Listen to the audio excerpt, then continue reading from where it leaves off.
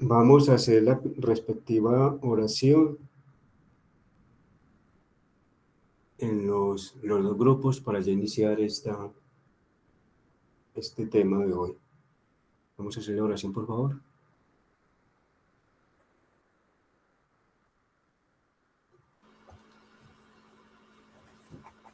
Bueno, en el nombre del Padre, del Hijo y del Espíritu Santo. Amén.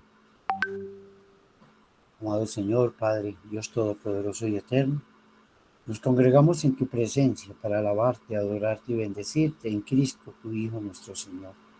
Imploramos la gracia de tu Santo y Divino Espíritu que nos regale palabras y sabiduría para poder este momento vivirlo con plenitud. Derrama, Señor, esa gracia que tanto necesitamos. Ayúdanos, Señor. Cada día que te conozcamos más es cada día que estamos más unidos a ti. Lo colocamos todo en tu santa presencia, bajo la maternal protección de nuestra Madre Santísima. Amén.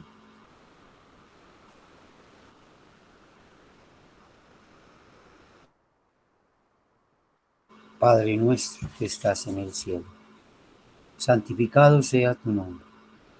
Venga a nosotros tu reino, hágase tu voluntad en la tierra como en el cielo. Danos hoy nuestro pan de cada día, perdona nuestras ofensas, como también nosotros perdonamos a los que nos ofenden. No nos dejes caer en la tentación y líbranos del mal. Amén. Imploramos la gracia de la Santísima Virgen María, oh Madre de bondad, Madre del Verbo divino, del divino amor. Dios te salve María, llena eres de gracia. El Señor es contigo. Bendita tú eres entre todas las mujeres. Bendito es el fruto de tu vientre Jesús. Santa María, Madre de Dios, ruega por nosotros pecadores, ahora y en la hora de nuestra muerte. Amén.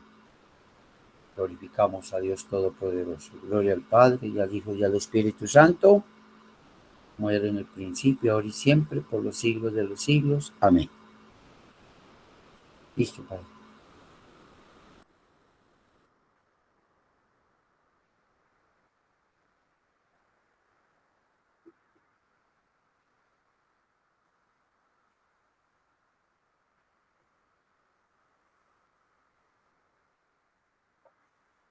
Amén.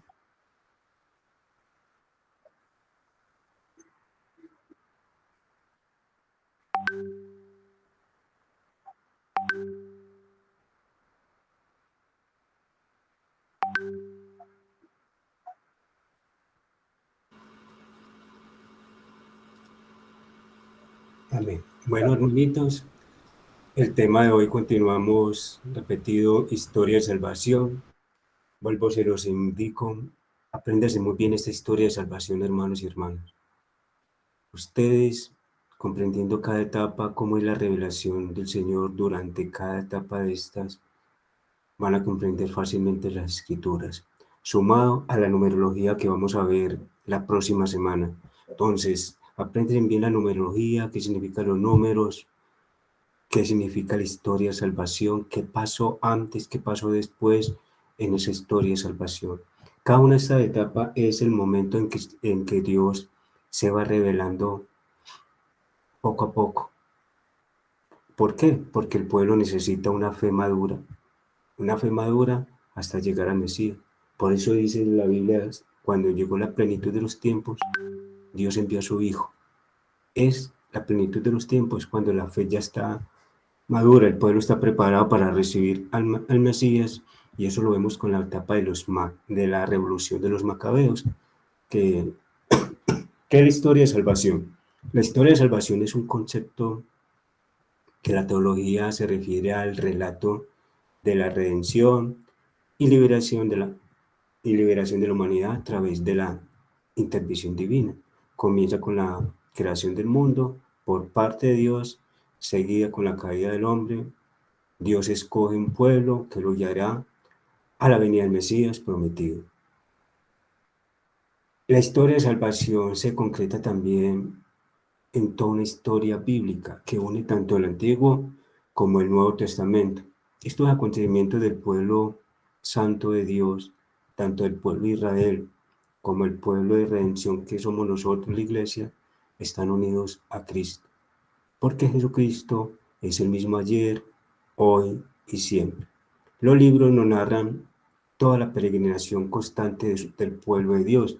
Hoy nosotros vamos por esa misma peregrinación, pero ya no por la historia de salvación, sino por la historia de redención. Etapa 1, la creación. Y dijo Dios, produzca la tierra vegetación y hierbas, den semillas y árboles frutales que den frutos de su especie, con su semilla dentro, sobre toda la tierra. Dios crea todo el universo con una fórmula. Y dijo Dios, y así fue. Y vio Dios que era bueno. ¿Por qué dice que vio Dios que era bueno? Porque lo que estaba creando era la habitación del hombre. Ahora ya creó la habitación del hombre. Dios necesitaba crear la habitación de Dios, donde Dios iba a poner su morada, que era el hombre. Por eso la fórmula cambia. Y en el versículo 26 nos dice, y Dios dijo, hagamos al ser humano nuestra imagen como semejanza nuestra, y manden sobre los peces del mar, y las aves de los cielos, y las bestias sobre las animales terrestres, y de todas las serpientes que se serpean por la tierra. Creó pues Dios al hombre a la imagen suya, a imagen suya los creó. En el 28 le dice al hombre, bendíjole Dios, matrimonio, y díjole, sed fecundos y multiplicaos, y henchid la tierra. Dios da 3 mandatos al hombre, a la pareja, a los matrimonios, que en estos momentos no se está cumpliendo. La primera, ser fecundos, la fecundidad. Estos métodos anticonceptivos de hoy van contra esta primer orden. Multiplicados. Cuando Dios se refiere a multiplicados, se refiere a 2 cosas: el amor y las relaciones íntimas entre el hombre y la mujer. Por eso Dios puso 2 periodos, y aquí los dice: uno fecundo y el otro es para multiplicarse, para crecer en el amor, que es el otro periodo no fértil. Y someter la tierra, cuidar la tierra, administrar bien la tierra, y no lo estamos haciendo. Toda la creación se sometía al hombre, porque reconocía toda la creación, reconocía en el hombre la imagen de Dios. Esta es una versión, pero vamos a encontrar en Génesis 2:7 otra versión de la creación. Entonces Yahvé Dios formó al hombre del polvo de la tierra, insupló en sus narices aliento de vida, y resultó el hombre un ser viviente. Esto es lo que nos diferencia el capítulo 1 de los animales. Los animales tienen alma, un alma viviente, pero cuando Dios sopla sobre el hombre, le da su espíritu, un alma espiritual, que es lo que nos hace diferente a los animalitos. Y dijo luego Yahvé al hombre, no es bueno que el hombre esté solo, voy a hacerle una ayuda adecuada. Entonces Yahvé Dios hizo caer un profundo sueño sobre el hombre, el versículo 21, el cual se durmió y se quitó una de sus costillas, llenando el vacío con carne. Esto en unas Biblias se llama costado. Del costado salió la esposa de Adán. Al igual que la iglesia, esposa de Cristo, salió ese costado herido de su corazón. Entonces, por eso Adán es una prefigura de Jesús. ¿Qué es la costilla?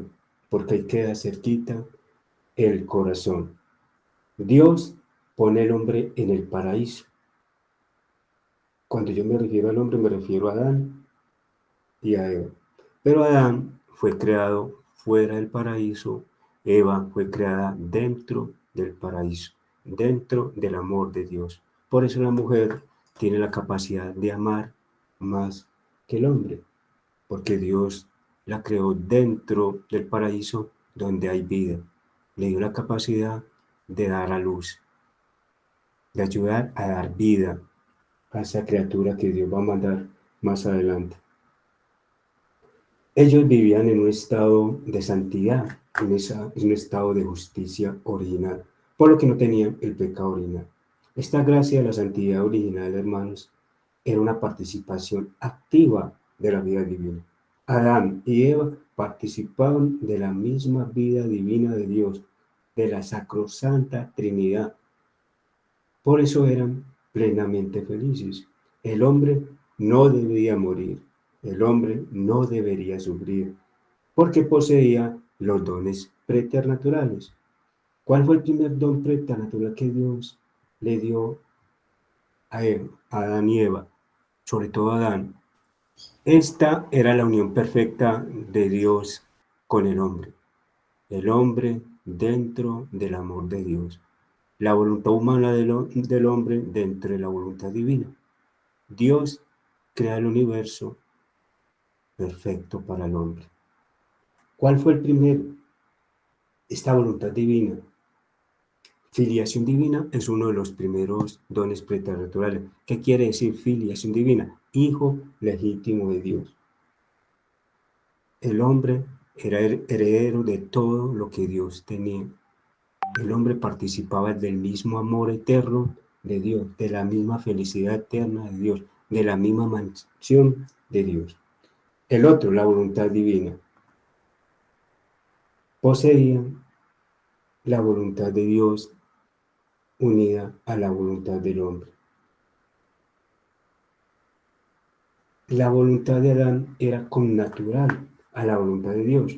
Lo que quería Dios, lo quería el hombre en su perfecto y divino querer. Lo que quería Adán, lo quería Dios. Es decir, lo que pensaba Dios, lo pensaba Adán.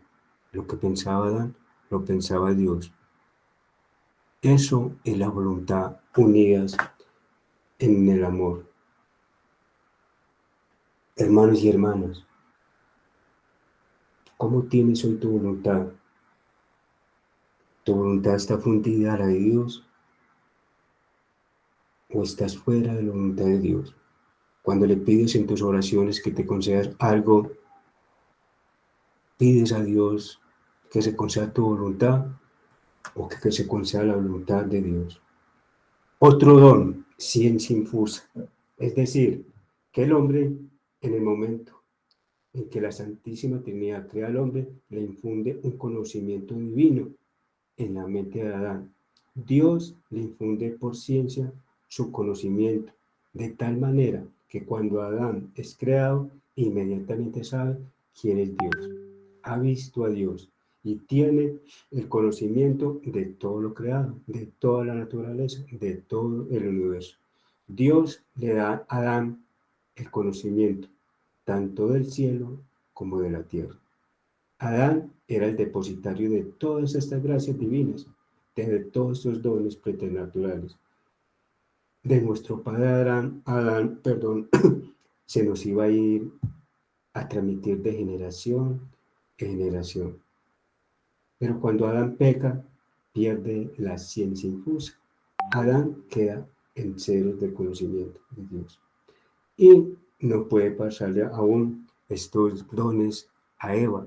Por eso más adelante, cuando lleguemos al pecado, el demonio tenta a Eva, porque aún no se habían puesto estos dones. Impasibilidad, otro don. No debería morir, no debería sufrir, no debería envejecer, no debería enfermarse. El hombre era inmortal, inmutable, una eterna juventud, como la de los santos en el cielo o como los ángeles. ¿Qué más perdimos con el pecado? Perdimos todos los dones preternaturales y los dones sobrenaturales. Gracia santificante, dones del Espíritu Santo, que son sabiduría, entendimiento, consejo, ciencia, temor de Dios, fortaleza, piedad, virtudes infusas, como la fe, la esperanza y la caridad. Todo eso lo teníamos por naturaleza. Ya lo tenemos que conseguir mediante los sacramentos. El plan de Dios es frustrado por el pecado, hermanos y hermanas. El plan de Dios era ¿cuál? El hombre unido a Dios. Que el hombre fuera feliz para siempre. Ahora viene el pecado. El hombre es separado de Dios. El hombre, sin el plan divino, se ve destinado a una condenación eterna. El hombre pierde a Dios. El pecado separa a Dios del hombre. ¿Qué nos dice Génesis 3? La serpiente era la más astuta de todos los animales del campo que Yahvé Dios había dado, y dijo a la mujer: ¿cómo es que Dios os ha dicho que no comáis de ninguno de los árboles del jardín? Esto lo conocemos nosotros como tentación. Hasta el momento no hay pecado. ¿Cuándo entra la tentación? Cuando respondemos a esa tentación. En el versículo 2, respondió la mujer de la serpiente: podemos comer del fruto del árbol del jardín.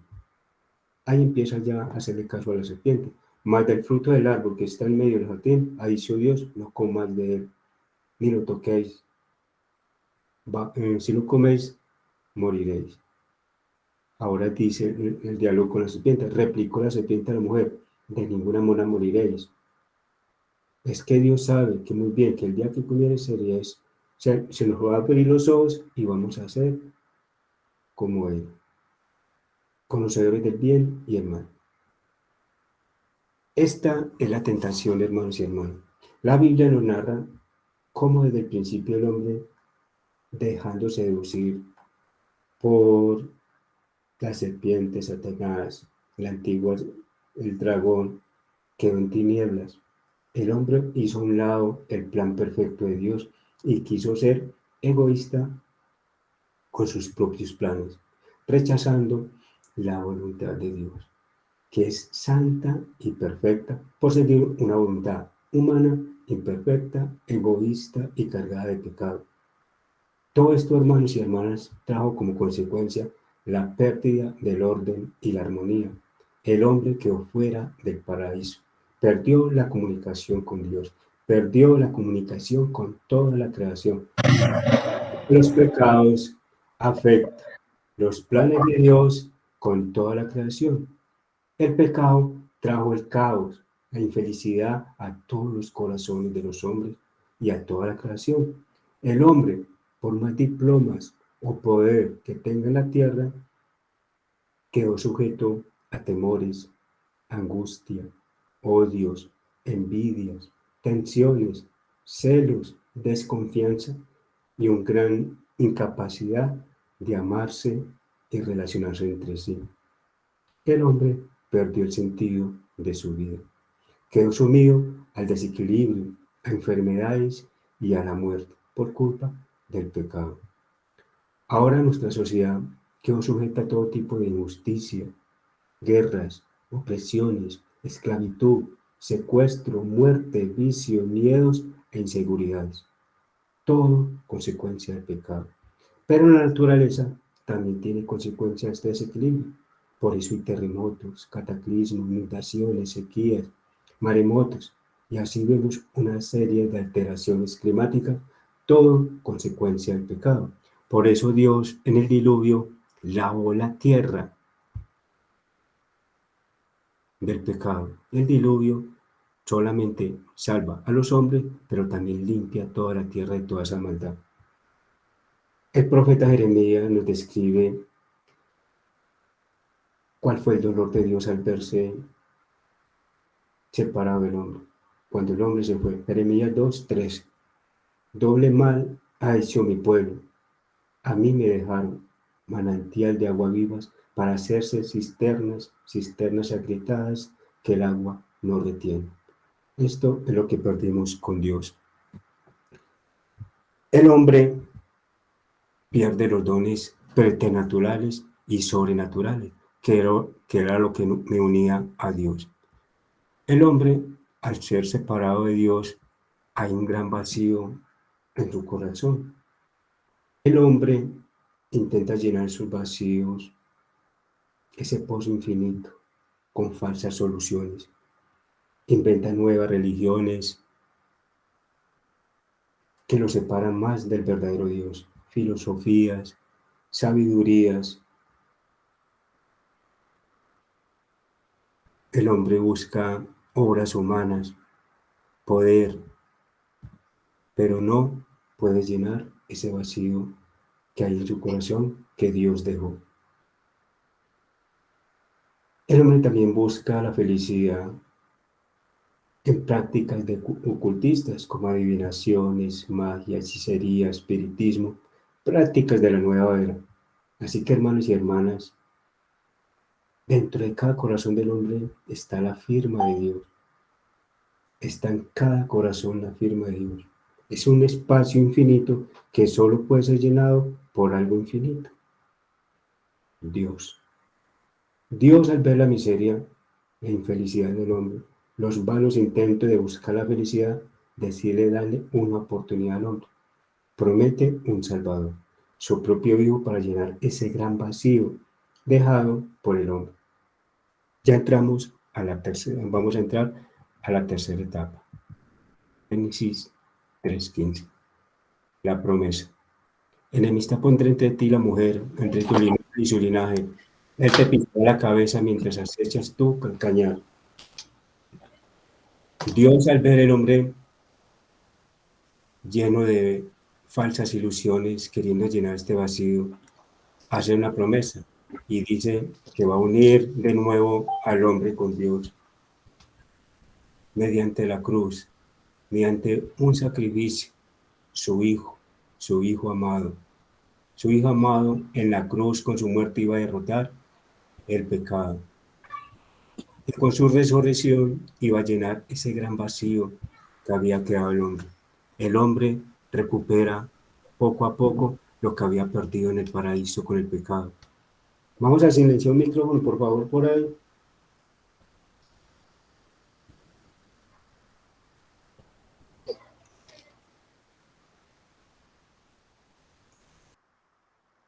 Gracias. ¿Qué pasó? Bueno, con su hijo, llena ese gran vacío que hay en su corazón. Ya al hacerle esta promesa a Dios, vamos que hay un hecho en la Torre de Babel donde dice Dios, bajemos, que es el intermedio entre la promesa y Abraham. ¿Qué pasó en este intermedio? Hay un espacio grande que debemos conocer nosotros muy bien. Está el diluvio y está la Torre de Babel. En la Torre de Babel dice Dios, bajemos, porque el hombre se estaba uniendo en un solo pueblo, adorando muchos dioses, pero en comunidad. Dios dice, bajemos y vamos a distribuirlos por toda la tierra. Y hubo una confusión de lenguas. Es una prefigura de lo que vamos a conocer como Pentecostés en esta torre. Y aquí empieza la obra maestra de Dios. Vamos a encontrar la cuarta etapa, Abraham. Ese pueblo se distribuye por toda la tierra, pero entre ellos Dios vio un hombre justo, un hombre bueno, que a pesar de ser politeísta, era bueno, tenía un corazón noble y Dios se fijó en ese corazón. Y empieza la etapa con Abraham. Hay muchos patriarcas, está Abraham, Isaac, Jacob, Jacob que más adelante se llama Israel, con las 12 tribus de Israel. Los patriarcas que peregrinaron desde la Mesopotamia, de Ur, de Caldea, hasta Egipto. Aún no se ha formado el pueblo, simplemente Dios hizo un llamado, salió una familia y el pueblo aún no se está formado. Empieza Dios a revelarse poco a poco. Esta es la primera revelación de Dios.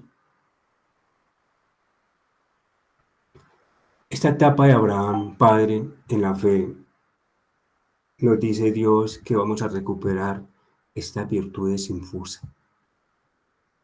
La misión de Abraham. ¿Por qué es tan bonito, hermanos y hermanas? Porque Abraham tenía todo. Abraham tenía riquezas, ganados, esclavos, familia, amigos, todos los tenía. Era seminómada, es decir, tenías tierra donde podía pastear sus ganados. Era muy rico. Y llega un momento que Dios interrumpe en su vida y lo llama. Un Dios desconocido. ¿Por qué? Porque era politeísta, recordemos. 75 años tenía Abraham. ¿Qué nos dice esto, hermanos? Que nunca es tarde para buscar de Dios. Que para Dios no hay edad para elegirte y llamarte. Abraham es llamado por Dios. Dios lo manda a cumplir una misión. Le dice que le va a dar dos cosas: hijos y tierra fértil. Aunque él tenía la tierra, pero él confiaba en ese Dios que le iba a dar una tierra mejor, pero no tenía hijos. Y le iba a dar unos hijos. Abraham deja todo, abandona todo por seguir al Señor. Por eso cuando Dios nos manda a cumplir una misión, siempre nos pide renunciar. Dios te llamó catequista. Dios te manda una misión. ¿A qué estás dispuesto a renunciar por Dios? Abraham renunció a su familia, a sus riquezas, a ese confort en que vivía. Renunció a todo lo material por seguir a Dios. Abraham pasa la primera prueba, la prueba de fe. Ahora viene una segunda etapa. Cuando Abraham parte, pasan los años, 5, 10, y veía las estrellas del cielo, pero también veía la barriguita de su esposa Sarai, y no veía que crecía. Los amigos se burlaban de él. ¿No serás que soñaste es un Dios que te iba a dar un hijo? Pero Abraham callaba, no prestaba atención y seguía esperando en el Señor. Seguía orando en el Señor. Él miraba las estrellas y decía: Dios me lo prometió, que así iba a ser mi descendencia. Yo creo en Dios. Pero pasaron 10, 15 años, 20 años y nada. Y Abraham pensaba: ¿será que tienen razón mis amigos? Pero aún así confiaba.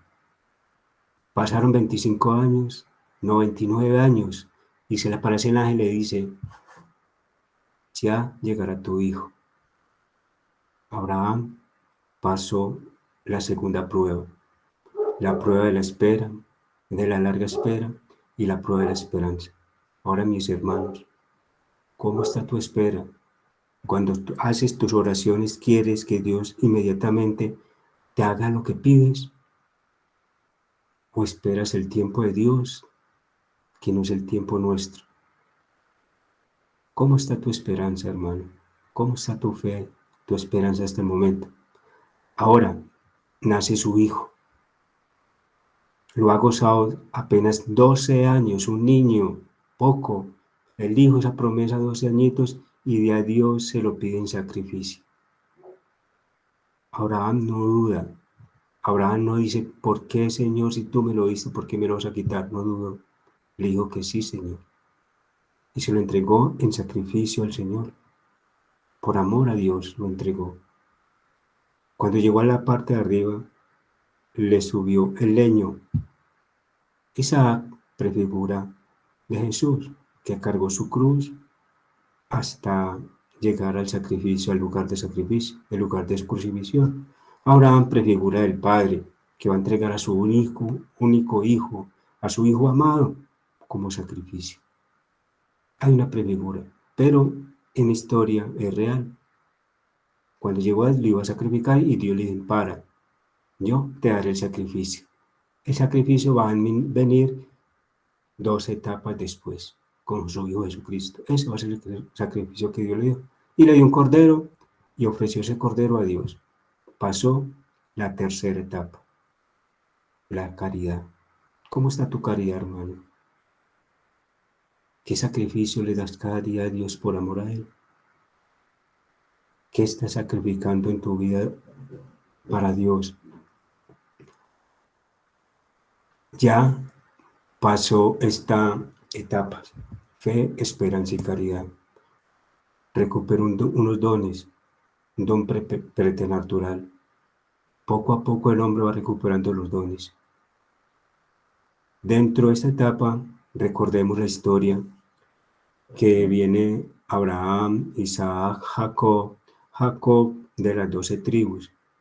De las 12 tribus, Dios elige uno, José. Es llevado como esclavo a Egipto, es nombrado como príncipe por los dones que Dios le dio de interpretar sueños. Viene un gran hambre en todo Egipto. Viene el pueblo, la familia, y se establece en Egipto. Toda la familia de Israel, de José, se establece. Muere José, muere el faraón, pasan años y el pueblo es esclavizado. ¿Por qué? Porque el faraón no conocía ni a José, ni conocía la historia de ese pueblo. Como el pueblo crecía mucho, él sentía temor.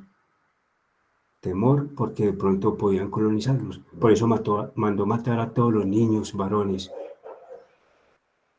Dentro de esos niños varones, Dios salvó uno de las aguas, prefigura de Cristo. Llega la etapa de Moisés, el Salvador.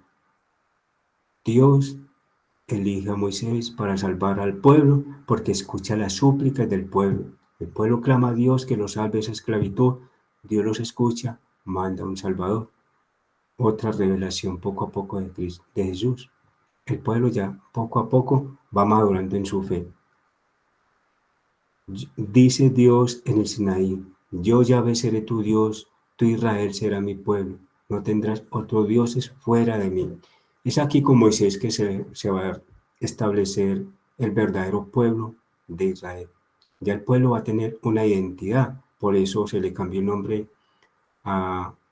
¿A cuál fue el que le cambió el nombre por Israel? A Jacob. A Jacob.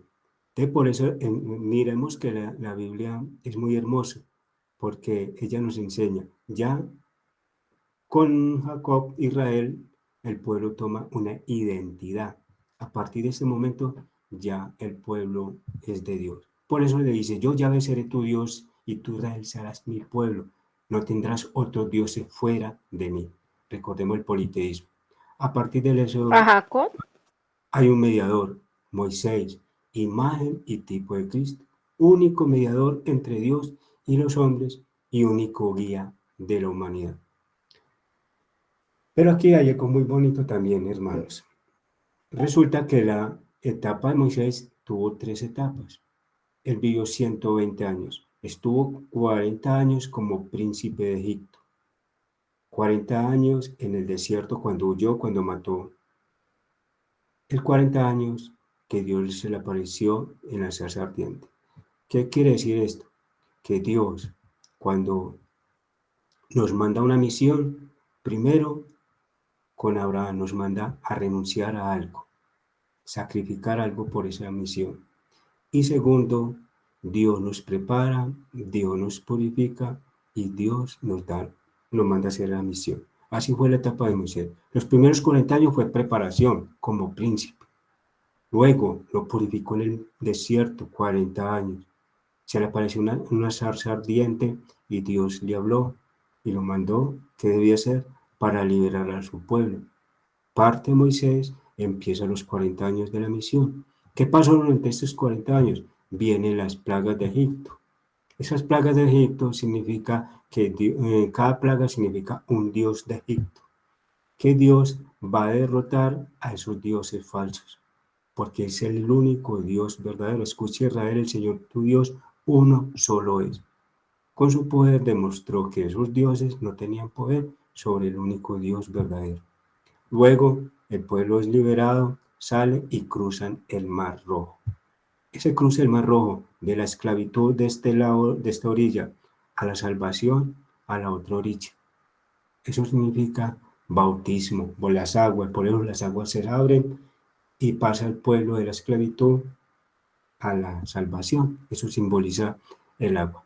Así, hermano, que cuando nosotros veamos en la Biblia que estaba en esta orilla y cruzaron a la otra orilla, es porque hubo una conversión, hubo un cambio de vida, hubo algo. Pero eso lo vamos a explicar la próxima semana.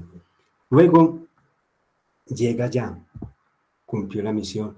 el pueblo llega a las puertas de la tierra prometida, pero Moisés no entró por desobedecer a Dios. Que más adelante, cuando vemos el Éxodo, vamos a ver el por qué no entró. Y entra a otra etapa, ya a una etapa más madura de la revelación de Dios. Miremos que poco a poco Dios se revela. Josué 1:8. No se aparte este libro de la ley de tus labios, medítalo día y noche. Así procurarás obrar en todo conforme a lo que él está escrito y tendrás suerte y éxito en tus empresas. Entonces, la primera etapa con Abraham, Dios nos pide renunciar a algo para poder seguir. La segunda, nos prepara, Nos ¿qué más? purifica. Nos purifica y nos manda a cumplir la misión. Ya vamos a cumplir la misión. ¿Qué nos dice Dios? Ya está cumpliendo la misión. Que no se aparte este libro de la ley, es decir, la Biblia. Que ni a la derecha ni a la izquierda, en el centro. ¿Quién está en el centro? Jesús, Jesús. el Mesías. No nos podemos aportar, nos tenemos que sentar en lo que dice Jesús, en la vivencia de Jesús. Mire la revelación. Bajo la dirección de Josué y los jueces de Israel, logra apoderarse de la tierra de Canaán, la tierra que el Señor había prometido a los patriarcas, pero permanece desorganizada y debido a la causa de lucha interiores de las 12 tribus.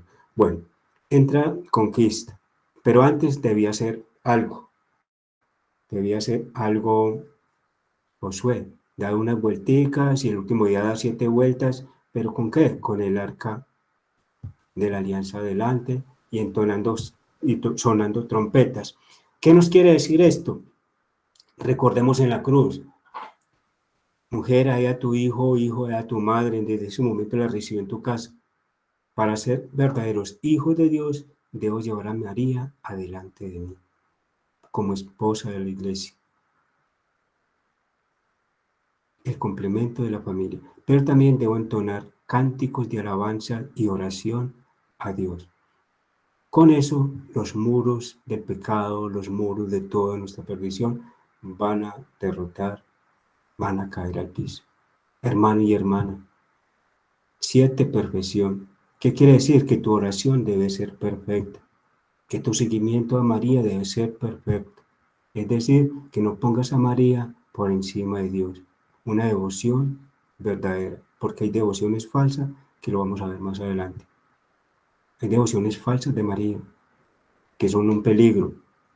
Y es la verdadera devoción, es llevar a María delante de mí, pero sabiendo que delante está el Padre, el Hijo y el Espíritu Santo. Entonces, falta algo en tu vida, te falta salud, te falta conversión, ese hijo, esa hija rebelde. Ve 7 Eucaristías perfectas. Ve 7 visitas al sacramento perfectos, pero con María adelante. Y dile, María, no tengo el vino. A mi hijo le falta el vino, la conversión, a mi hijo le falta el vino del amor a Dios, el vino de la fe. Esto es, entonces recordemos esta etapa que nos dice que nos debemos apartar de Cristo, que Cristo debe ser el centro de nuestra vida, debe ser el corazón de mi vida, debe ser todo en mi vida. Llega con Josué, llega otra etapa, los jueces. Los jueces eran líderes dentro de las tribus de Israel, escogidos por los dioses o por el pueblo, para liberar a los israelitas de todos los enemigos. Los jueces eran más bien líderes militares que jueces propiamente dichos, los cuales trataban de asuntos relacionados con la ley y todo esto. Estaba Otoniel, Sangar, Débora, que los invito nuevamente a que lo lean mucho, y Sansón, entre los principales. Estos estuvieron durante 200 años. Su misión era liberar y juzgar al pueblo de Dios. El tiempo de los jueces era completamente una vida desordenada. Ahora, ¿qué nos pide Dios en esta revelación, en este punto de la revelación? Que seamos soldados de Cristo, que seamos verdaderos luchadores de Cristo. Ya renunciamos a algo, ya nos preparó, nos purificó, nos mandó a cumplir a la ley, nos dice que tenemos que estar centrados en Cristo, ahora nos pone a ser luchadores de Cristo, defensores de la fe, defensores del amor de Cristo, guerreros contra las influencias del maligno. A eso nos invita en esta etapa, ser verdaderos soldados de Cristo. Ahí vamos poco a poco. Y llegan los reyes. Resulta que el pueblo de Israel era muy envidioso.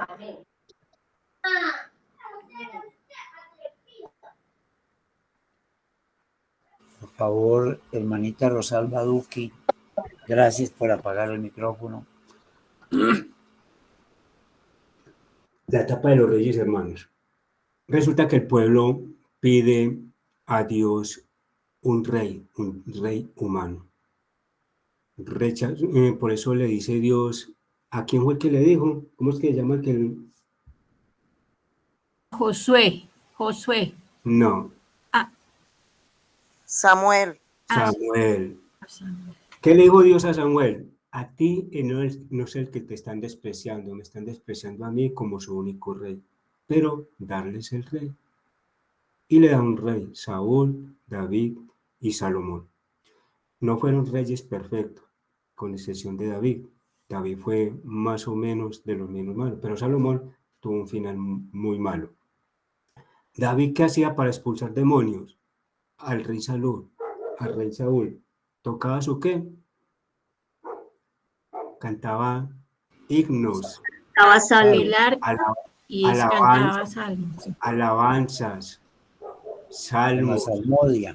salmos, todo eso para expulsar el demonio. Esta etapa de los reyes fue muy imperfecta. Cuando muere Salomón, el pueblo se distribuye. 2 tribus a un lado, 2 tribus a otro lado. Ahora, ¿qué nos quiere decir Dios con esta revelación? Que no lo podemos negar como el único rey de nuestra vida, como lo hizo el pueblo de Israel, porque vamos a terminar en esclavitud y en discordia. Que tenemos que tenernos como nuestro verdadero rey y actuar como David.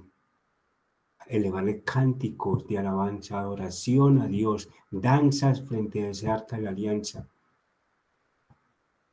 Danzar frente a Dios, cantar para Dios, amar a Dios, alabar, adorar y glorificar a Dios, y todos los demonios de nuestra vida automáticamente se van a ir. Miremos, hermanos, cómo vamos conectando cada etapa de nuestra vida. El pueblo desobedece a Dios, rechaza a Dios. Salomón muere y el pueblo es destruido y es esclavizado por muchas naciones extranjeras. Aquí viene otra etapa. Los profetas. Dios, aquí vamos a encontrar 3 grandes profetas, 3 grandes grupos de profetas. Están los preexílicos, predicaron antes del exilio. Es decir, le decían al pueblo, arrepiéntanse porque si no van a ser esclavizados por naciones extranjeras. No hicieron caso a los profetas, los mataron, vinieron y los esclavizaron. Durante esa esclavitud, el exilio, manda otros profetas exílicos que predicaron durante esta esclavitud. Le decían, vuelvan a Dios y Dios les va a dar libertad. Hicieron caso a sus profetas, alabaron de nuevo a Dios, dio la libertad y llegan nuestros profetas preexílicos que predicaron, miren lo que les pasó, sean fieles a Dios, sean amantes a Dios, sigan sus leyes, sus normas, sus predicciones. Dios los ama y viene la restauración. El pueblo hace caso a Dios, Dios restaura sus vidas. Entonces, ¿cuál es el mensaje teológico que nos trae Dios en esta etapa de la revelación? Todos nosotros debemos ser profetas. Espero que estén apuntando todos estos mensajitos teológicos. Todos debemos ser profetas. Debemos anunciar el mensaje de Dios. Debemos anunciar lo que Dios ha mandado. Pero también debemos denunciar el pecado. Es decir, corregir a este hermano o hermana que está en pecado, a este hermano o hermana que están viviendo en unión libre, a este hermano y hermana que no visita la Eucaristía. Es anunciar y denunciar. Esto es lo que Dios nos quiere decir en esta revelación. Llega la etapa de oro, la etapa gloria del pueblo. Se restaura el muro, el pueblo es completamente feliz. El protagonista es Nehemías. Nehemías restaura los muros, se vuelve gobernador, el pueblo vive feliz porque está con Dios, está cumpliendo los mandatos de Dios. ¿Cuál es el mensaje teológico? Cuando estés con Dios, Dios te restaura tu vida, Dios cambia tu vida, Dios te transforma. Con Dios vas a vivir en perfecta armonía, como vivió este pueblo en estos momentos cuando vivía con Dios, cuando alababa a Dios, cuando era profeta de Dios, cuando se dejaba preparar. ¿Cuál es la otra? Preparar, purificar y cumplir su misión, pero también cuando renunciaba a algo. Y llega la etapa de los macabeos. Fue una etapa revolucionaria, pero el mensaje de Dios no es la revolución, sino estas dos cositas que se formaron en esta etapa, que fueron los que tuvieron que ver con la crucifixión de Jesús, los judíos y el imperio romano. En esta etapa nacen estas dos, que fueron los que llevaron a Jesús a la cruz para el cumplimiento de la promesa. Llega la etapa hermosa, la etapa maravillosa, el cumplimiento de la promesa. Ya el pueblo estaba maduro en la fe, como lo vieron poco a poco durante las etapas. Cuando llegó la plenitud de los tiempos, Dios envió a su Hijo y se encarnó de la María. Nace Jesús, predica al pueblo,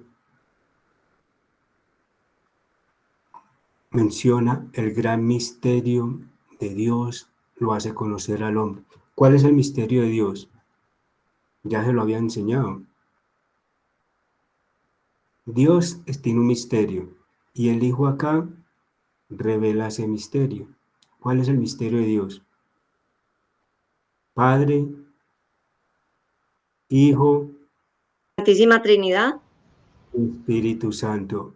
Por eso dice que con Jesús llega la revelación a su plenitud, porque Cristo revela el misterio de Dios, que es la Santísima Trinidad. ¿Dónde se nos revela? El bautismo.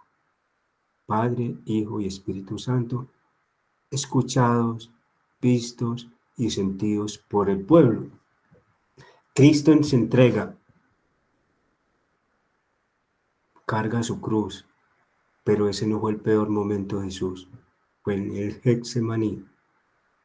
Ese fue el momento más duros de Cristo. Cristo se hizo miseria, se hizo pecador. Al hacerse pecador, ¿qué pasó? Se alejó por un instante de Dios, porque Dios no entra con el pecado. Dios se hizo miserable por los pecados anteriores, presentes y futuros. Tus pecados, Dios los vio. Tu miseria, Dios lo vio. Jesús cargó con esos pecados, con nuestra miseria. Por eso fue el momento más duro. Pero cuando veamos las penas del alma de Jesús, todavía no se lo voy a adelantar, también cargó con algo, con aquellas personas que se iban a condenar. ¿Por qué? Porque su espíritu fue creado para dar gloria a Dios. Y mi pecado impidió que ese espíritu diera gloria a Dios y que ese espíritu viviera una vida eterna sin Dios, a lo que llamamos pecado. Por eso también cargó Jesús, por esas almas que nuestro pecado, nuestro cuerpo, nuestra mente, nuestra alma impidieron que esa alma diera gloria a Dios. Cuando veamos los pecados del alma, que lo vamos a ver, les voy a profundizar más. Ahora bien, Dios muere, se entrega por ti y por mí y nos entrega algo maravilloso, el bautismo. que nos da el bautismo, nos hace verdaderos hijos de Dios. Nos presenta un Padre, Dios Padre, pero para que la familia sea, Él como hermano, pero para que esa familia sea completa, necesita una madre. Hijo, he ahí a tu madre. Padre, en tu mano encomiendo mi espíritu, todo está consumado, ya lo cumplí todo, Señor. Ya lo entregué todo en la cruz, derramé mi última sangre. Ahora le toca al ser humano cumplir su trabajo. Ya depende de ti y de mí si aceptamos o no aceptamos ese sacrificio. Si aceptamos o no aceptamos esa salvación. Si rechazas o no rechazas a Jesús. Si estás con María y José y Juan como alma reparadora, o estás al lado de los judíos burlándote de Dios. ¿Qué pasa en la Eucaristía? ¿De qué lado estás? ¿De María contemplándolo durante ese sacrificio? ¿O estás aplaudiendo entre la Eucaristía como hacían los judíos? ¿Cómo estás viviendo tu Eucaristía? ¿Estás llegando a destiempo? Porque en cada Eucaristía Cristo se entrega por ti. En cada Eucaristía, hermano y hermana, Cristo vuelve a morir por ti, a resucitar por ti. Si fuera la única persona pecadora de este mundo, Cristo volvería a morir por ti, única pecadora. Pero lo hace en cada Eucaristía y nosotros lo rechazamos. Lo hace en cada Eucaristía y nosotros llegamos cuando el Padre ya ha hecho la bendición, cuando el ritual ha iniciado. Lo rechazamos cuando vemos el celular dentro de la Eucaristía, o estamos hablando con mi hijo, con mi hija, con mi esposa o con mi esposa. Estoy rechazando a Jesús. Estoy haciendo un judío. Estoy siendo un romano. ¿Cómo está tu vida con Cristo? ¿Cómo estás viviendo la Eucaristía? ¿Estás viviendo verdaderamente ese ritual? Ahora, Cristo nos dejó algo, la última cena, su cuerpo y sangre para recuperar el último don preternatural, uno de los dones, vida eterna. ¿Quieres tener vida eterna? Comulga con amor. Comulga creyendo que Cristo está ahí, presente, vivo, que se entregó por ti y por mí. Que en ese Getsemaní sintió todo el dolor, el pecado que hoy sientes y te liberó de todos los pecados, pero aún sigues siendo pecador. Pero Cristo conocía nuestra debilidad y nos mandó un guía en Pentecostés, el Espíritu Santo. Él, a pesar de haberlo dado todo, dijo: yo sé que el hombre me va a fallar, les voy a enviar un guía, les voy a enviar una casa, aquí nace la iglesia. Entra dentro de esa casa es mi cuerpo. Si no estás en ese cuerpo es imposible vivir una vida eterna, porque es la única casa que te da el alimento para la vida eterna. Ahí estaba María, consolando a los apóstoles. Ahí está María consolando tu vida. El Espíritu Santo nos va a ayudar a recuperar el último don que nos falta, la ciencia infusa. Es el que me va a llevar a conocer a Cristo dentro de las Escrituras, dentro del catecismo, dentro de la Iglesia Católica. Por eso debemos estudiar Biblia, catecismo, todos los documentos de la Iglesia los debemos estudiar bajo la inspiración del Espíritu Santo, que es el que me da la ciencia infusa. Recuperamos todos los dones. Nos faltan los dones sobrenaturales, dones del Espíritu Santo, virtudes infusas, y eso lo logramos con algo muy bonito que dejó a la Iglesia: los sacramentos. Debemos vivir los sacramentos. Caíste, Dios te manda un Abraham, un Moisés, un Josué, unos reyes. ¿Cómo se llama eso? Sacramento de la penitencia. Todos esos líderes que nos nombró, nos lo resumió en uno solo: penitencia. Sacramento de la penitencia. Es el que cuando caes te va a levantar de nuevo. Te va a volver a Dios. Y por último, su alimento, su cuerpo y su sangre. Vamos a hacer un pequeño resumen. Resulta que Dios creó al hombre para que él viviera en armonía con Dios. Dios lo quería mucho. El amor de Dios y el amor del hombre era uno solo. Era una unidad en el amor. Un amor humano y un amor divino. Una voluntad humana y una voluntad divina unida. Pero el hombre prefiere estar lejos de Dios. Desechó a Dios. Le dijo a Dios, no me importas, prefiero mi propio yo. Viene el pecado, separa a Dios del hombre. Pero Dios, en su inmenso amor, porque Dios es solo amor, que es el tema que vamos a ver el sábado, cómo nos ha amado Dios, los invito a que lo veamos todo, que va a tratar de inspirarme en ese tema. Dios hace una promesa al hombre al ver toda su miseria y baja. Y empieza la historia de salvación. Dios, poco a poco, a través de estas etapas, va madurando en la fe al hombre, hasta llegar a su Hijo amado. Después del Pentecostés, con todos los sacramentos, con la Iglesia, ya unido, ya nos enseña lo que es la Escritura, los documentos de la Iglesia, las 4 pilares que me unen a Dios, que ya lo vimos también ayer, los 4 pilares, que no lo olvidemos: doctrina. ¿Doctrina qué? Doctrina, ritual, Ritual, moral y oración. moral y Y oración. oración. Son los 4 pilares que Dios nos dejó en la Iglesia y que no podemos tener imperfecta: doctrina, ritual, moral y oración. Moral. Si estamos con eso, vamos a recuperar lo que éramos antes, la unión con Dios, el amor de Dios. Vamos a estar en ese paraíso perdido en el cielo. Dios te da la elección. Tú eliges, hermanos y hermanas, qué camino coger. El camino de Dios, que es duro, estrecho, puerta ancha, camino estrecho, o el camino del que ya sabemos, que no quiero mencionar, que es amplio, gozo, disfrute.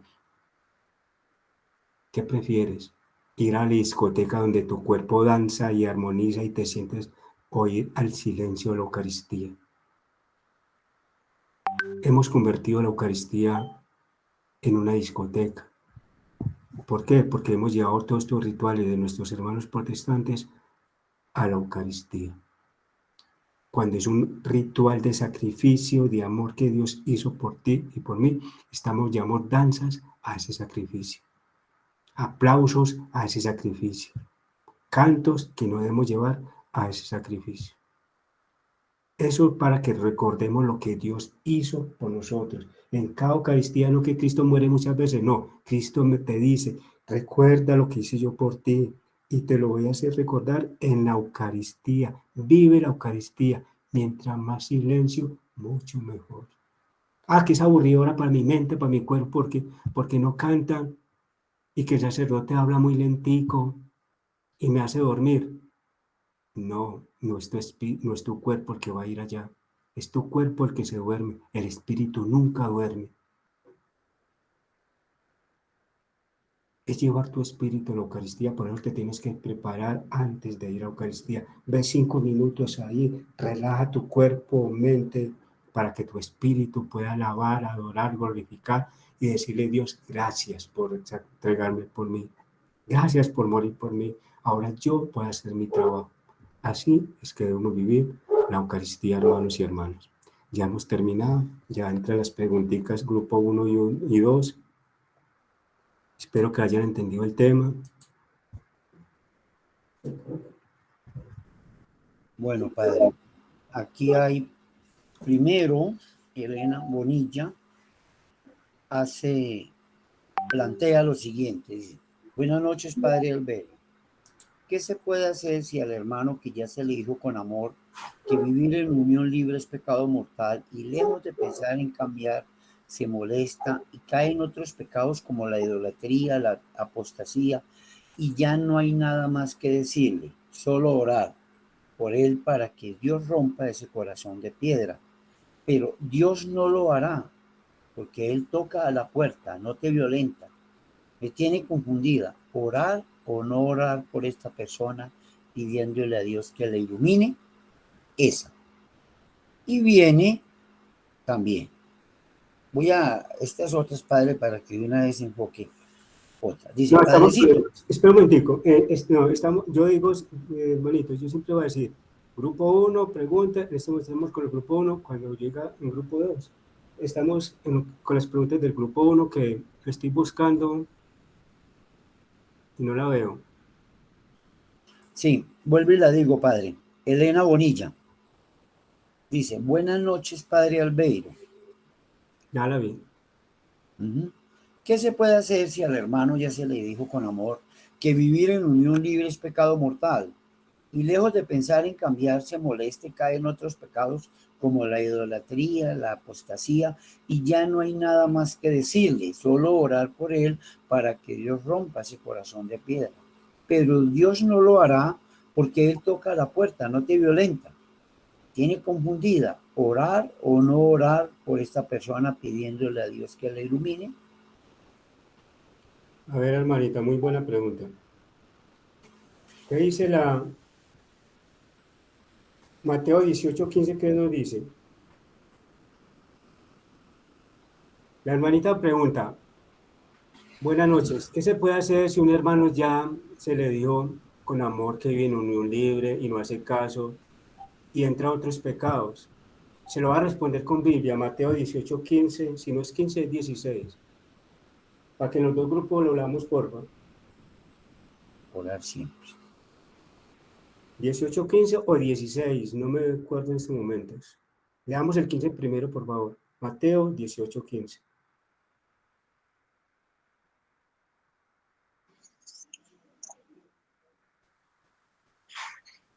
Padre, lo leo. Habla de la corrección fraterna.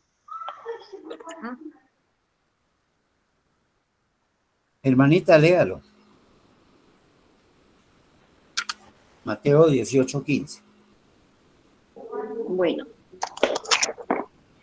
si tu hermano llega a pecar, vete y repréndale a solas, tú con él. Si te escucha, habrás ganado a tu hermano. Si no te escucha, toma todavía contigo a uno o dos para que todo asunto quede zanjado por la palabra de dos o tres testigos. Palabra de Dios. Gloria a ti, Señor Señor Jesús. Jesús. ¿Qué nos quiere decir esto, hermanitos y hermanitas? Es que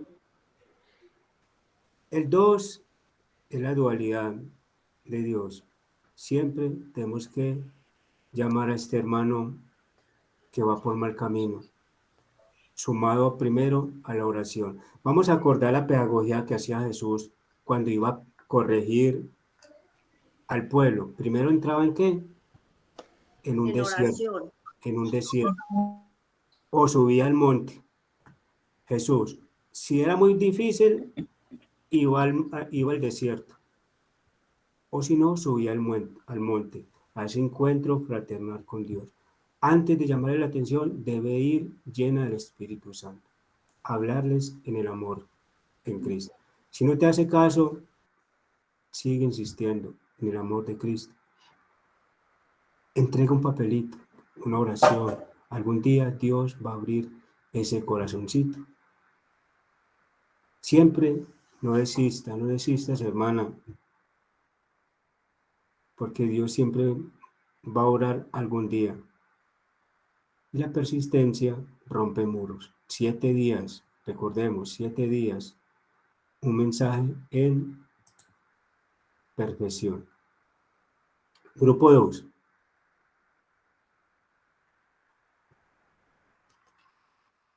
Grupo 2.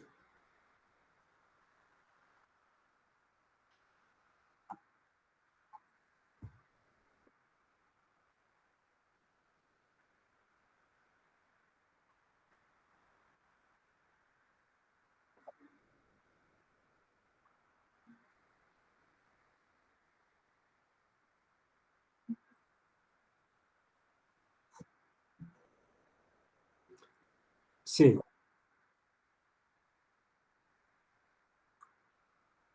A ver, hermana, yo entro en comunicación con el Padre Pío, que el Padre Pío fue un santo, fue mártir, fue ¿alma qué? ¿Cómo se llama? Reparadora y alma qué.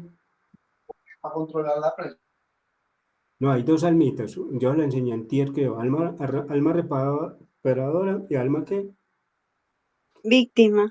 Víctima. Muy bien. El Padre Pío fue un alma víctima.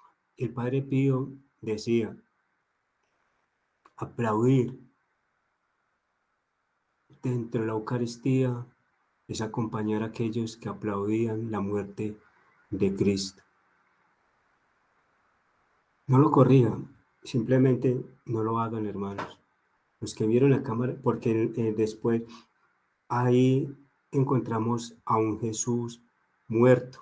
¿Cuándo resucita Jesús? Cuando el Padre echa un pedacito de hostia, que es precisamente cuando estamos dando la paz, que es el momento que todo se pierde, por darle la paz a toda la iglesia. Es el momento que debemos estar más presente cuando resucita Cristo, que es exactamente el momento que estamos en la paz. Dentro de la iglesia, ritual de la Eucaristía, no sé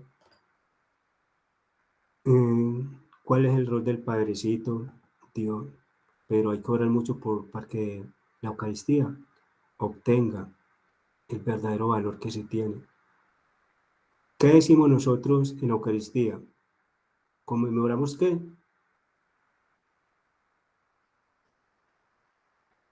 Tu muerte. Getsemaní. No, no, Resurrección. Y resurrección. nosotros decimos una palabrita Vida, muy pasión, bonita. muerte y resurrección de Jesús. No, nosotros decimos una palabrita muy bonita en la iglesia. Conmemoramos qué? Tu muerte y proclamamos. Anunciamos tu muerte y proclamamos tu Resurrección. resurrección. Ven, Señor Jesús. Ven, Señor Jesús.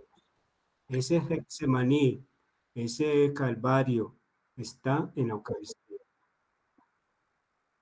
Eso está en la Eucaristía, hermanos y hermanitas. Pero muchos hermanos sacerdotes ya están corrigiendo esto. Ya están corrigiendo, gloria a Dios, porque para que esta Eucaristía sea viva realmente lo que es. No es que estemos celebrando la muerte del Señor y siempre, no, conmemorando, recordando, anunciando lo que Él hizo por nosotros y lo debemos soportar en silencio. El Padre habla y nosotros solamente debemos responder lo que debemos responder, por eso se llama ritual eucarístico. Grupo 1. A ver, Padre, dice, ¿me puede repetir los 4 pilares y qué son? Dice Bueno, Estefanía Chacón. Estefanía Chacón me pide que repita los 4 pilares y qué son. Yo creo que tengo mal esto aquí, Estefanía. Abajo los coloqué a propósito. Bueno, ¿qué dice? ¿Qué dicen? ¿Cuáles son los 4 pilares que tenemos que tener nosotros? Dentro de la iglesia, al formarse, forma 4 pilares, que es la religión, que es lo que me une a Dios.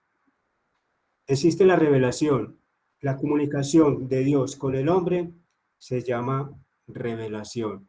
La respuesta del hombre a Dios se llama religión.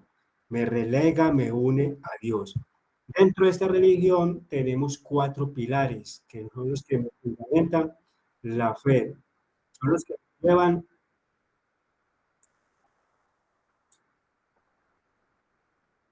Bueno, ya lo silencié. Son los que me llevan. Ay Dios, se me perdió el hilo. Religión.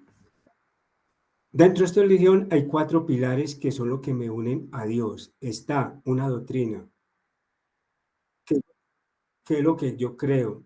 Dentro de la doctrina,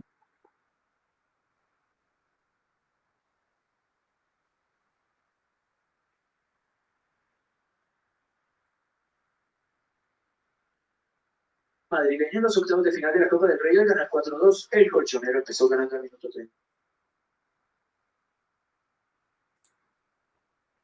Dentro del ritual tenemos 4 normitas. Está la doctrina, que es lo que yo creo. Creo en Dios Padre, creo en Dios Hijo, creo en Dios Espíritu Santo, creo en la Iglesia, creo en María. Son lo que debemos aprender nosotros dentro de la catequesis. Trinidad, Iglesia y María. Viene el segundo pilar. El segundo es el ritual. El ritual es lo que celebramos. Dentro del ritual están los 6 sacramentos de la Santa Madre Iglesia. 7 sacramentos de la Santa Iglesia, muy bien. Y dice, está el otro que se llama la moral. Dentro de la moral tenemos 2 mandamientos, los de Dios, 10, y los 5 de la Santa Madre Iglesia. Todo esto lo tenemos que cumplir. Falta otro, la oración, que la oración es lo que me lleva a comunicar diariamente con Dios. Entre la oración vamos a encontrar también la Biblia, que la Biblia se puede orar. Esos son los 4 pilares, recordemos, para que los tengamos siempre pendientes los 4 pilares. Grupo 2.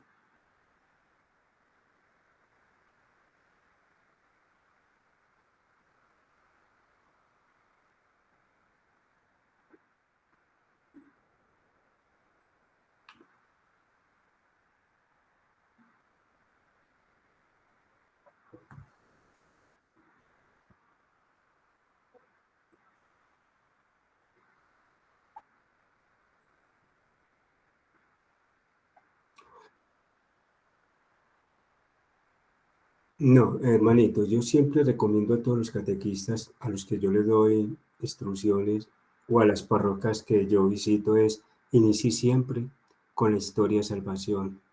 Hágalo de una forma pedagógica, que el niño ponga láminas, se enamoren, cuenten la historia, cuenten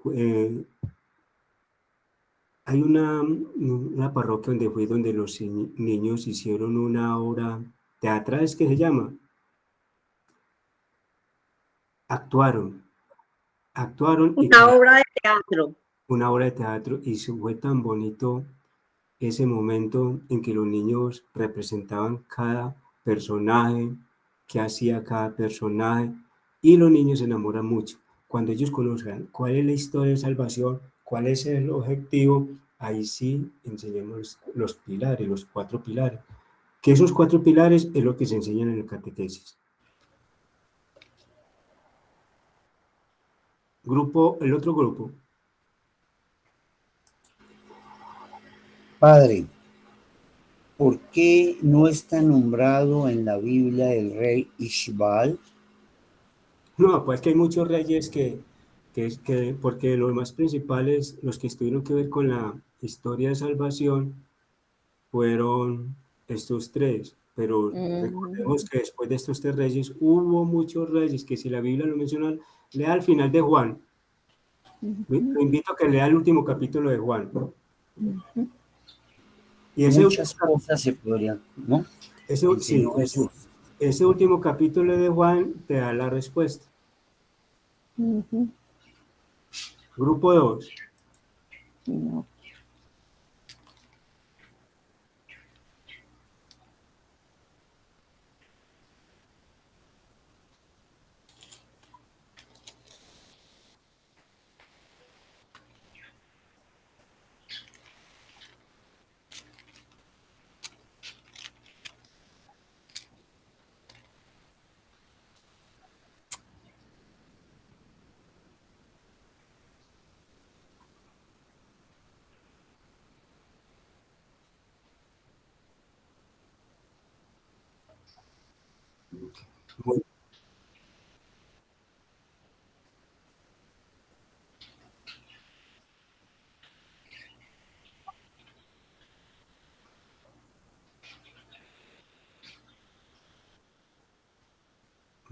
¿Quién es la pregunta? Pues yo la leo.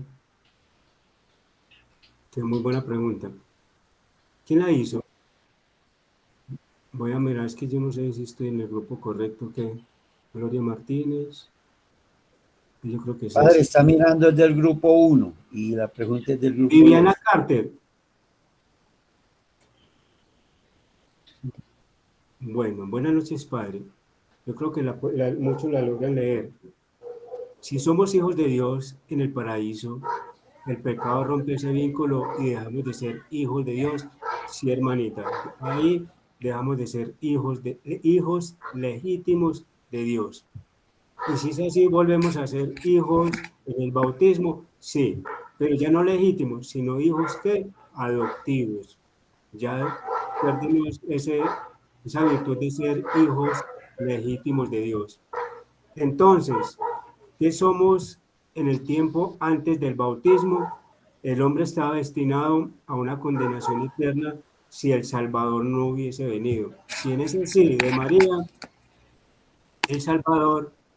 Espera un momentico, por que hay un micrófono encendido. Por favor, los micrófonos me colaboran. La hermanita Olga, por favor, el micrófono. Jesucristo bendito. No, no hay problema, hermanita. Yo no sé qué es lo que me pasa, padre. Esto aparece prendido y me toca salirme porque no me apaga. Y me toca salirme y luego volver a ingresar. Jesús bendito. Sabemos que el que sabemos nos va a Pero atacar. es que mira que hoy me ha molestado esto.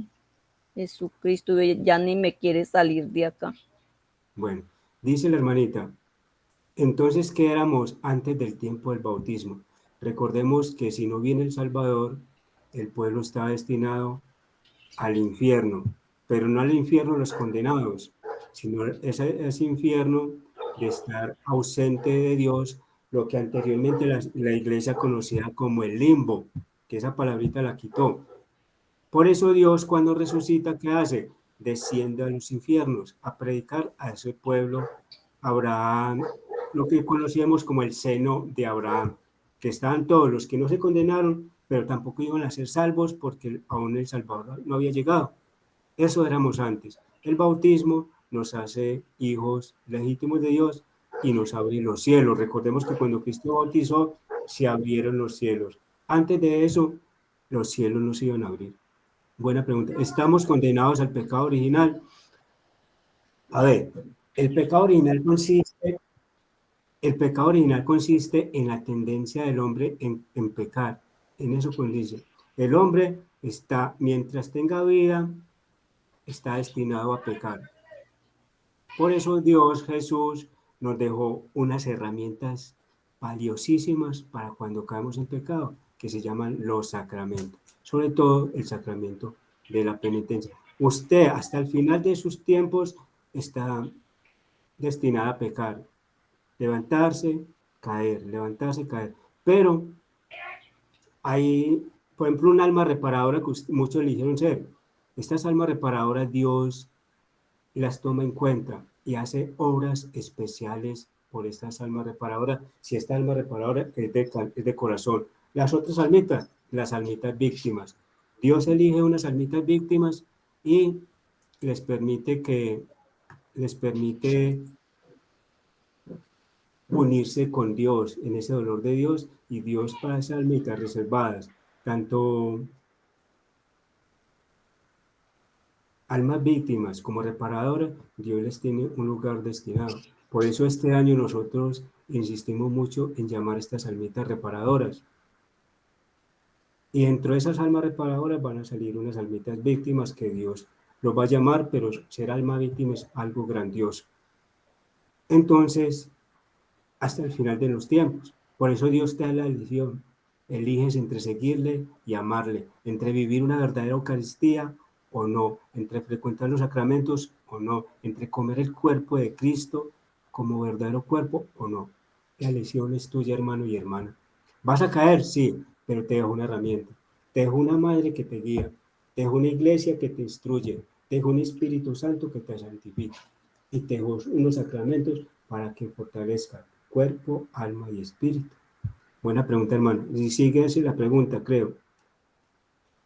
Padre, me hace un favor, de allá me pueden silenciar este micrófono. Yo no he logrado ni salir de la llamada. Un momento.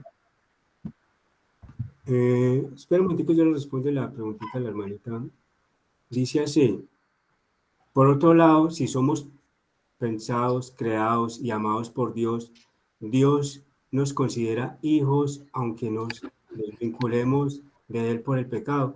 Nosotros siempre vamos a ser hijos de Dios si fuiste bautizada. Pecador o no pecador, eres hijo de Dios.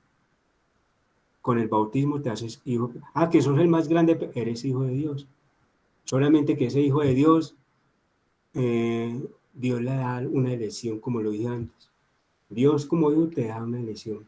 Elige entre estar con Él eternamente o estar sin Él eternamente, lo que llamamos condenación. El espíritu nunca muere. La muerte es la ausencia eterna de Dios y la vida es la presencia eterna de Dios. Pero al más grande pecador, si fue bautizado en el nombre del Padre, del Hijo, del Espíritu Santo, dentro de la Iglesia Católica, es hijo de Dios. Simplemente que Dios espera que ese hijo venga a Él. Un hijo pródigo venga a Él. Buena pregunta, hermano. El otro grupo, para que nos vamos, porque ya me están mirando los muchachos. Una y una, por favor, para que miremos qué preguntitas que me tengo que retirar. Voy a responder 3 y 3, que hubo muchas preguntitas. Hermano, grupo 1. Si no fue el hermano. Dice Patricia Macías: ¿por qué razón algunos personajes de la historia de la salvación es cambiado por Dios? Como es el caso de Abraham y de Jacob, y con Jesús a Simón. También le cambió nombre por Pedro. ¿Cuál es el significado teológico de ese cambio de nombre? La misión, una misión específica que les tiene a cada uno de estos pueblos. A Abraham le cambió el nombre, ¿por qué? Porque iba a ser el padre de muchas naciones. ¿Al cual otro nombre? A Jacob por Israel, porque le iba a dar al pueblo, ¿qué? Yo se los dije ahorita. Le va a dar La El liberación. Mesías, Padre. con Israel, el pueblo constituye el verdadero pueblo, por eso se llama Israel. Y a Simón, porque le iba a dar la misión de guiar la iglesia, de que la iglesia se fundara bajo sus fundamentos, siendo Cristo la piedra angular. Entonces, cuando Cristo cambia un nombre, es porque le da una gran misión. A ustedes, a cada uno de ustedes, cuando ustedes eligen ser catequistas, Dios les cambia el nombre. No el nombre de pila, no, el nombre espiritual. Les cambia el nombre porque les va a dar una gran misión y es llevar a estos niños y jóvenes a Él. Cuando Dios te llama a ser un alma reparadora, te cambia el nombre espiritual, que te manda a reparar por los pecados del mundo entero. Buena pregunta, hermanita. Es por el cambio de nombre, por la misión que Dios le da. Grupo 2.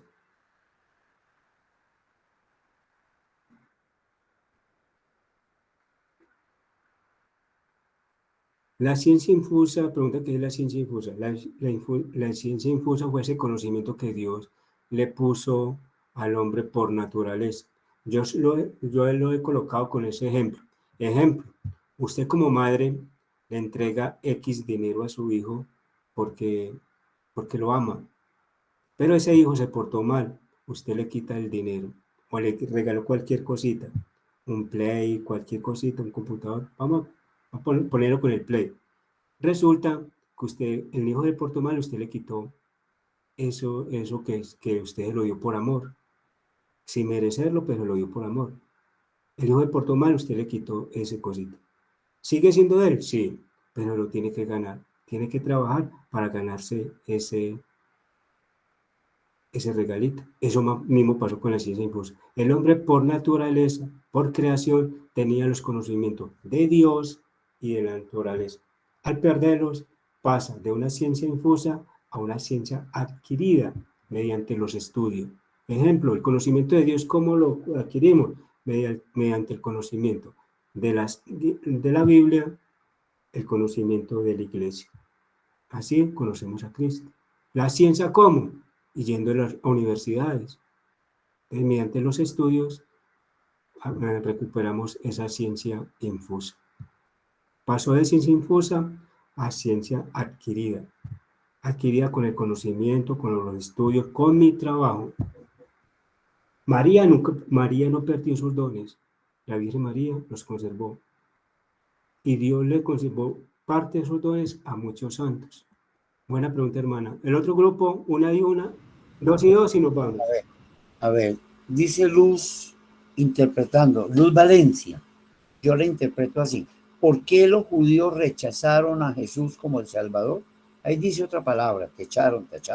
Bueno, Pero yo creo que ella quiso decir fue rechazaron. Cuando la Biblia habla de judíos, no se refiere a todo el pueblo judío, se refiere a los líderes religiosos, y no todos. Algunos líderes religiosos rechazaron a Jesús.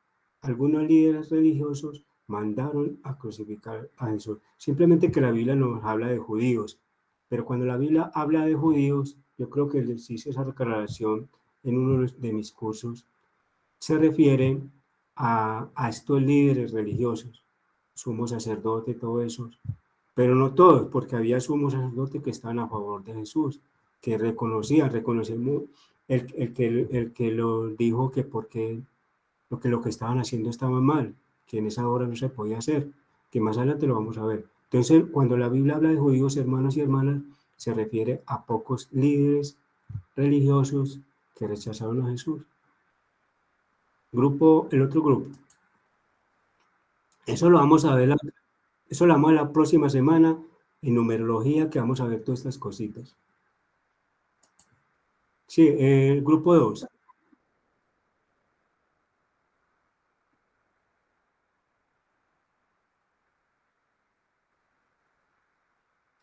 Con esto, con la historia de salvación. Con esta historia de salvación bien resumida, bien explicada, usted resume la salvación. ¿Qué hizo Dios desde el principio para salvarte? ¿Cómo Dios elige un pueblo? O si lo quieres teológicamente, váyase a la historia que le enseñé de Moisés. Dios te elige, Dios te prepara, Dios te purifica para que logres llegar y reconocer al Salvador.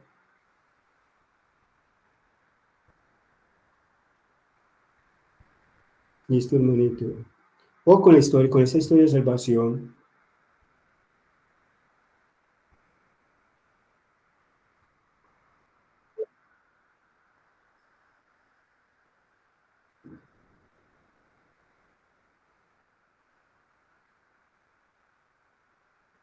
Juan 3:16. Usted sabe que toda la Biblia está resumida en un solo versículo. ¿Por qué tanto amó Dios al mundo que entregó a su propio Hijo para que todos los que en Él crean logren su salvación? No se pierde. O no se pierda, dependiendo de la Biblia. Juan 3:16. Es la mejor manera de hacerle ver a estos niños. Y esta historia de salvación, explíquela de una manera teológica. Ahora, si usted quiere ya, escríbame en el interno, yo les explico y envío al grupo un método también hay muchos métodos, pero la mejor forma es Biblia, hermanito. Biblia. Ya la enseñanza teológica o didáctica depende de cada catequista, qué método utiliza. Pero si quiere un método en especial, pues me escribe, me dice que me recuerda y yo lo mando al grupo. Buena pregunta. Ahora sí, una y una, porfa, porque ya los niños me están mirando. Bueno, Luz Valencia vuelve y pregunta, Padre, ¿qué es lo que sí, grupo 1? ¿Qué es lo que representan las 12 plagas de Egipto? ¿Las qué? Las 12 plagas de Egipto. 12 plagas. Sí. Está preguntando por 12 plagas. ¿Cuántas Sí, ¿Cuánto fueron las plagas de Egipto?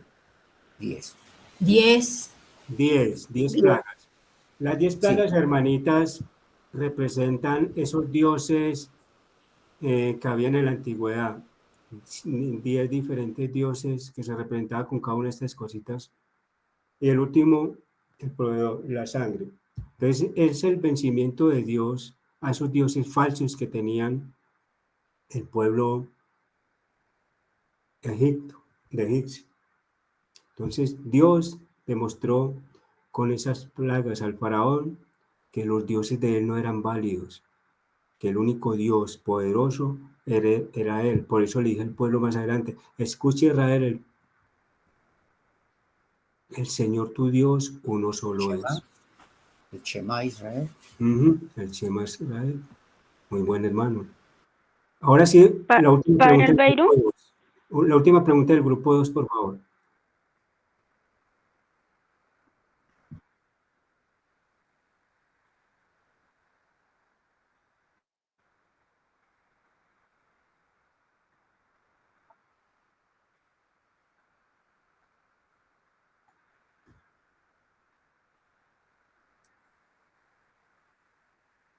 A ver, ¿quién hizo la pregunta? Yo la busco. No sé en qué grupo estaré porque estoy como equivocado. Juan.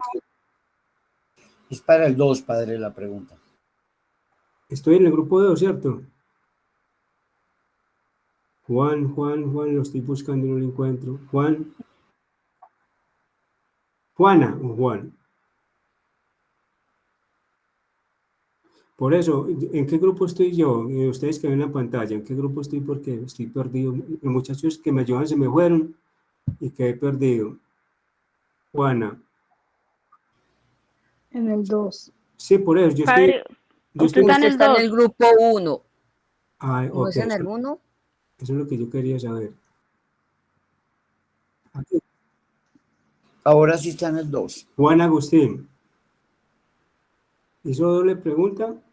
Listo, bueno. Buenas noches, padre.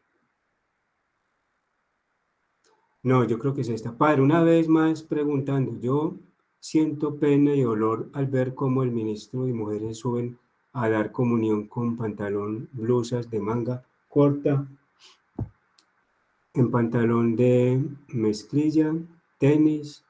¿Será que eso está bien? A ver, hermanita.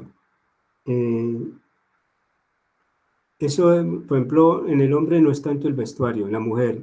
Si la mujer muestra más de lo que tiene que mostrar, si es muy escotado, no debe dar la comunión, debe cubrir parte de, pero si sus cuerpos están totalmente cubiertos, Dios no se fija en su ropaje. ¿Qué ropaje es que no permita o lleva el pecado? Por ejemplo, el que va a la comunión la mujer, vestidos escotados, eso sí no se permite, pero si lleva una blusita, una faldita después de las rodillas, está bien, no importa, no importa pues, si el hombre está de pantalón, por lo general estos ministros tienen algo que los caracteriza, me imagino que en todas las iglesias debe estar. Hermano Juan Machado, usted que es experto en eso, ¿cómo se llama eso? ¿Que me fue el nombre? Los Se me escapó el nombre, bendito Dios. Los Ministros de la eucarísticos. comunión. Los No, ministros sé. de la comunión. No, yo sé que es el ministro de la sí, comunión, pero las ellos vestimentas que lleva, ellos usan una vestimenta. los ornamentos. Sí, se me escapó. Aquí Un en Colombia, por distintivo. ejemplo, se utiliza blanco, ¿no? Se me Y escapó, lleva pero también bueno, pero en sí. unas partes llevan una vestimenta especial para El escapulario, padre. el escapulario, correcto. Llevan una estola. Aquí hay un estolín que llaman ellos. Sí, eso Acá. es lo que es. Eso depende, hermanita. Por lo general llevan un escapulario y eso cubre parte de sus cuerpos superiores sobre todo. Listo, hermanito, yo creo que ya los niños me están esperando. Padre Albeiro. Aquí hay una pregunta que yo la he leído en varias ocasiones y no se ha podido formular. ¿Cuál, porfa? Dice, ¿cómo puedo explicar a los niños el mandamiento, el 6º mandamiento? ¿No cometerás adulterio? Buena pregunta. ¿Cómo explicar a los niños no cometer ese adulterio? Aunque los niños no pueden cometer adulterio. primero, pero si no cometerás actos impuros, yo creo que me le voy por ese lado mejor, porque el adulterio es más fácil con los adultos. Pero hermanito, en estos momentos es una explicación larga, ya los niños me están esperando porque ya es hora de iniciar la vigilia que voy a empezar. Si quiere me escribe al interno y yo con todo el gusto le estaré respondiendo el día de mañana, porque una explicación siempre extensa de cómo, una forma didáctica, cómo llegar a estos niños. Vamos a preparar nuestra mente, nuestros corazones. Padre Albeiro, qué pena lo interrumpo. Es que el hermano José Manuel Hernández nos dijo que le recordáramos que mañana no había encuentro de la catequesis, el grupo de formación. No, pero es una posibilidad. Muy buena observación, hermano. Dependiendo el horario que me den hoy, mañana vamos a tener un retiro de desierto, que posiblemente iniciamos a las 8. Si iniciamos a las 8, no va a haber encuentro con ustedes mañana, los catequistas. Pero yo mañana les estoy avisando, los hermanos me están acordando que les acuerde, dependiendo. A las 9 de la mañana me dicen a qué horario vamos a empezar el retiro de desierto.